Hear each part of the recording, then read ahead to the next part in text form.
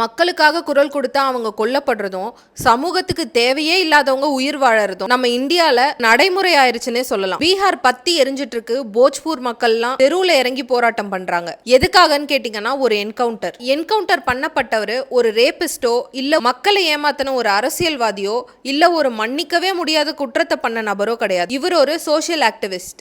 பரத் திவாரி 28 வயசு மதிக்கத்தக்க ஒரு இளைஞர்.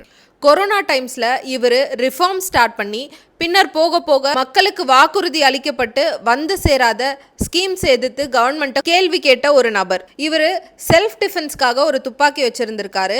அந்த துப்பாக்கி வச்சிருக்க காரணத்துக்காக இவரை அரெஸ்ட் பண்ண வந்திருக்காங்க. இந்த லைவ் வீடியோல அவர் அந்த துப்பாக்கியை தூக்கி போட்டுட்டு நான் சரண்டர் ஆகுறேன்னு சொல்லி அவரை ஒரு மனநலம் பாதிக்கப்பட்டவர் அப்படின்னு சொல்லி ஃப்ரேம் பண்ணி 4 முறை சுட்டு கொண்டு இருக்காங்க. இப்ப அந்த ஆபீசர்ஸை சஸ்பெண்ட் பண்ணிட்டாங்க. என்ன பயனுக்காக? பாதிக்கப்பட்ட மக்களுக்காக கேள்வி கேட்டு அவங்க பக்கம் நின்று கவர்மெண்ட் அப்போஸ் பண்ணா கொல்லுவீங்களா?